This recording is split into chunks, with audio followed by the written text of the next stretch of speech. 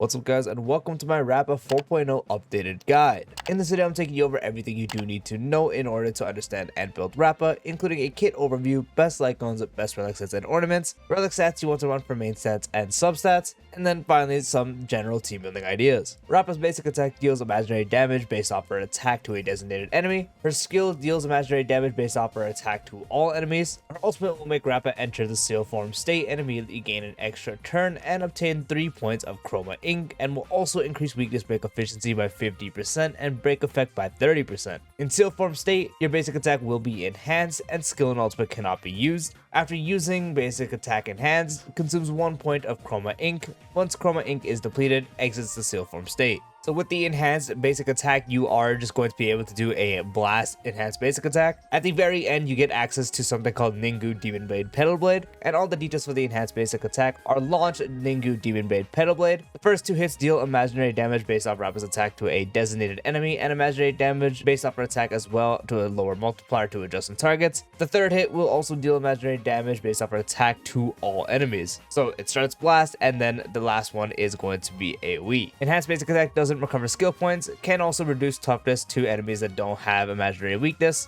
and an effect that is 50% of the original toughness. Rappa's talent: for every time a enemy target is weakness broken, Rappa gains a point of charge up to 10. When Rappa next launches the third hit of Petal Blade, additionally deals break damage equal to 60% of Rappa's imaginary break to all enemies. The damage can ignore weakness type to reduce 2 toughness. Consuming all charge, each point of charge increases the break damage multiplier by 50% and increases the toughness reduction that can ignore weakness type by 1. For technique, after using technique, enters the graffiti state for 20 seconds, and in the graffiti state you can move forward rapidly for a set distance and attack any enemy touched. During the movement, can block all enemy attacks. Using attack in the graffiti state will end the state's duration early. After entering combat via attacking enemies, deals 30 toughness reduction regardless of weakness type, and break damage equal to 200% of Rappa's imaginary break damage to each enemy target, and deals imaginary damage equal to 180% of Rappa's imaginary break damage to adjacent targets. At the same time, this unit regenerates 10 energy.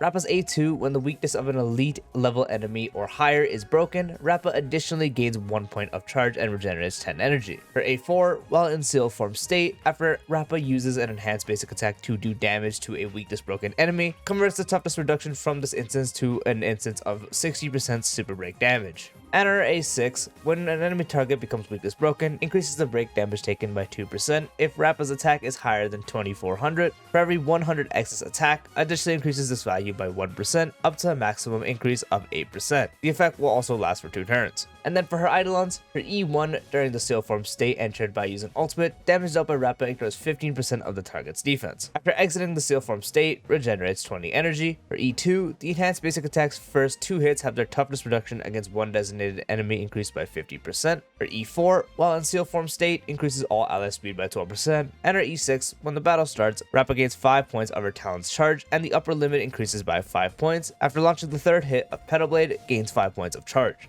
The Lightcone options: unfortunately still Rappa is not working with many, but the best result overall is still her own signature Lightcone, providing the wearer a 60% increase to break effect. When entering battle, immediately regenerates 30 energy. After the wearer uses ultimate, obtains a Rhython. After using 2 basic attacks, advances the wearer's action by 50% and removes Rhython. After the wearer uses ultimate, resets Rhython. As Rappa is a break character, 60% break effect is going to provide a very big increase. On top of that, this lets you ult very quickly into battle as you get provided 30 energy. As in her seal form state, she's using enhanced basic attacks. After using 2, you can get a 50% action advance, which is going to significantly speed up the process to get the last hit. And that of course is going to apply to every ultimate, allowing you to get output quicker and also cycle your ultimate quicker. This Lightcone is by far the best option for everything it provides. Nothing else really comes close, and is definitely the one you want to use. The closest option to that is after the Charmony Fall, which increases the wearer's break effect by 28%. After the wearer uses ultimate, increases speed by 8% for 2 turns, and at S5 it's 56% break effect with 16% speed after using ultimate. Break characters really only get break effect and speed benefits, and then also action advance and defense ignored. Those are like the main stats you want to get. Lightcone usually helping with break effect, and speed or action advance is usually ideal. And this Lightcone also does that, providing you almost as much as her signature for break effect at S5, and a 16% increase to speed after the wearer uses their ultimate is also very good to try to get better speed breakpoints. Rappa has relatively specific speed breakpoints that can also be adjusted depending on if you're using this light cone, if you're using her signature, if you run maze on the team so you can build less speed, dance, so on. Rappa is very complex in that department, so this light cone definitely does help with the higher speed thresholds she might want depending on the build you are doing, and overall is the next best option for you to use, only beat it out by her own signature. Now, if you don't have that, the only other option you really want to use is Eternal Calculus, providing the wearer 8% attack. After using an attack for each enemy target hit, additionally increases attack by 4%, that stacks up to 5 times and lasts until the next attack. If there's 3 or more enemies hit, this unit's speed increases by 8% for 1 turn, and it has 5, it's 12% attack, 8% attack for each stack, and 16% speed hitting 3 or more enemies. In her ultimate, you're going to be hitting 3 or more enemies, so you are able to reap the most important part, being 16% speed. She is going to get the extra attack up to 3 times for the most part. Her last hit does all 5, so she's going to be able to get it from there after you do exhaust the first ultimate. But for regular enhanced basic attacks before the 3rd hit, you're going to get 3 of these stacks, which is still 24% attack, which is very good. On top of that, you get the extra 12% attack increase for free, so it helps you a bit with conversion, as she is able to convert her own attack to a bit of break damage dealt. So this icon helps you with building that. It's not as good as the other 2 mentioned, not close, but it's really the only last option you have if you don't have the other 2.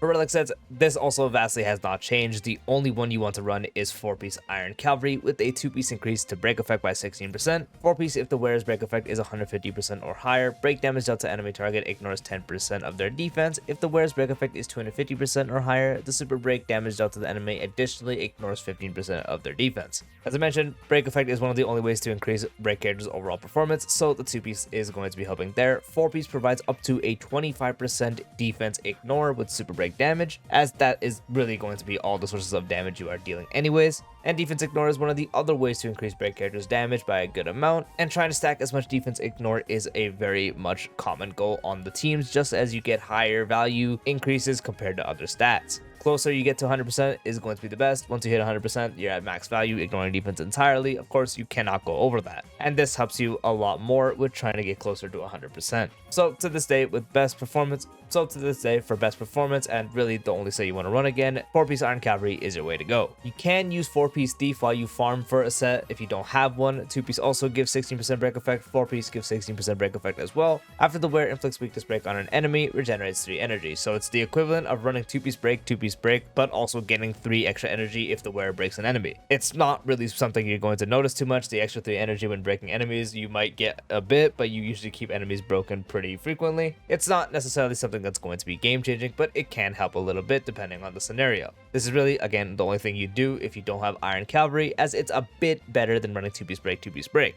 Speaking of 2-piece break, if you don't have either of those sets available right now, you just run 2-piece break, 2-piece break, 2-piece Thief with 2-piece Iron Cavalry. And if you're really down bad, you can do 2-piece break with 2-piece speed. So Hackerspace, Relieved Ordeal, or Warrior Goddess, just to help you hit a speed breakpoint if you do require it. For Planar Ornaments, this does depend. The best in slot overall is the Forge set, providing the wearer 6% speed, and when the wearer hits an enemy that has fire weakness, increases the wearer's break effect by 40% for 1 turn. This has the best value for a break character with 6% speed, making it easier to hit breakpoints, and also 40% break effect, which is the highest break effect you can get from an ornament. The requirement is to hit a fire weakness enemy, so this set requires you to run her with the Dahlia, which necessarily should not be a problem because the Dahlia is on any break character's teams. If you want to use a break character, you practically need to have the Dahlia. And the Dahlia is able to implant fire weakness, so you are able to fully utilize this anytime the fire weakness is implanted. However, if you are in a case where you're not using the Dahlia for whatever reason, if you just don't have her, or she's already taken up on a different side for another break team, you can also just check the enemy weaknesses, make sure at least one enemy on the field at all times you are able to hit that has fire weakness, since only one of them have to have fire weakness. If you hit them, you get the full effect, plus 6% speed overall is just going to be useful. So for best performance,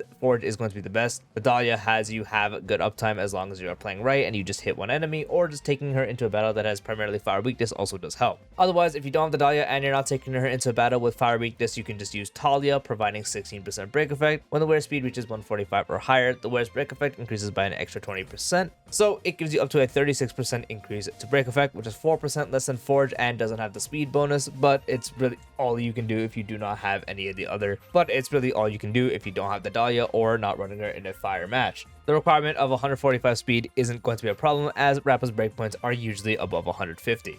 For the main sets on the relics, for the body, you want to run attack percent. For the feet, you want to run speed. For the orb, you want to run attack percent. For the link rope, you usually always want to run break effect, but you can run energy regen if you find yourself struggling to keep up in your ultimate. You will lose performance, but of course you want to try to get your ultimate up as much as possible. So that is going to be something you want to aim for. For subsets, first goal is going to be speed. This is probably the most complicated part of building her. She has a lot of different speed breakpoints that depends on if you're running her Lightcone, if you're running the Charmy Lightcone, if there's a Dance Dance Dance on there, if Ruan May's on there so you can take out some speed. Generally, good breakpoints for her ultimate. If you do have a Dance Dance Dance on the team via either HMC holding it or Ruan May, and you have her own signature, you can build her to 150.7 speed. That is going to be a breakpoint to allow you to get full enhanced basic attacks within the first cycle. If you are not running a DDD, you would instead need 166.7 speed with her signature. So with signature and a DDD, you would need 150.7. Without DDD, you would need 166.7. For simplicity's sake, you can just round it up 151 speed or 167 speed. Those are going to be your primary goals that are the ones that are able to be hit and are not relatively unrealistic. Lightcone is the main enabler to allow you to get the 3 enhanced basic attacks within the first MLC cycle. Without it, it is generally impossible and way too unrealistic. If you're running the Charmy Lightcone at S5, a good breakpoint to just hit is about 160. To be exact, 159.7 would be all you need to get all enhanced basic attacks off within the first 2 cycles, which is generally going to be realistic for most people. However, if you do want to expand more upon breakpoints, I am going to link a speed guide of Rappa alongside Lightcones made by a user named Revive Uncle on Reddit. They have made a Google Sheet with a very comprehensive amount of breakpoints and what you actually will be getting out of it. I will leave it at the top of the description, so please check that out if you are interested, and huge shout out to this user for making this actual Google Sheets showcasing what you can do with what Lightcone and what speed you would want to aim for that setup. Now, past the speed part, you would be focusing on attack and break effect. Attack, you want to get to 3200 in battle just so you get the full break damage conversion of her A6. If you're able to get it, that's going to be ideal. If you're slightly below it, that is fine. You're not missing out on an insane amount, but for best results, you want to have 3200 attack in battle. After that would just be break effect. Get as much as you can. The requirement for Iron Cavalry is 250%, so in battle be sure you have 250% or higher break effect so you are getting the full relic set bonus. Now for some general team building ideas. I do not have Rappa on my account, so bear with me with using Zhuyi as a placeholder here. So anytime I'm referring to her, just know I'm talking about Rappa. So the best teammate for any break character is going to be the Dahlia, which coincidentally I also do not own. I'm just gonna put Gwenyfin here because she's cute, so pretend Gwenyfin here is actually the Dahlia. The Dahlia with any single break character is going to be on the team, as she is really the reviver and biggest enabler of the break teams. You want to run the Dahlia. Running any break DPS without the Dahlia is a significant nerf. Last 2 slots obviously could depend if you are doing sustain or sustainless. For every break character, usually the best option in the 3rd slot is Fugue. Fugue universally is going to go there. So if you have Fugue, she is always going to be in that slot if she is available. But if you don't have Fugue, you can sub her out for someone like Ruan May or even Harmony Trailblazer if you do have them available to be used. So instead, you can just go ahead and use Harmony Trailblazer like this as well. That is completely fine. But for the best team showcase, I'm just going to go ahead and put Fugue here as she would be the best option. The last slot would depend on if you're doing sustained or sustainless. If you're doing sustained, you can very much do the 2 break sustains, that being primarily Linksha or just Gallagher. One of those 2 would be your go-tos. However, if you are doing sustainless, any of the other supports that I mentioned, you would run them in that slot as well. So you can run a Harmony MC or Ruan May, so the team would look like this. Once again, pretend Zhuyi is Rappa and Gwenyfin is the Dahlia. So if you don't have Fugue, you can sub up for Ruan May or Harmony MC, and the last slot would be your sustain. If you're doing sustainless, then you would sub up for one of the other ones that I did mention, and those would be your team ideas. That is the Rappa updated 4.0 guide. I do hope you found this video helpful. If you did, dropping a like would be greatly appreciated. If you're new to the channel or haven't done so already, be sure to subscribe and turn on the bell icon for future videos like this along with all the types of style content, and I'll see you later. Peace out.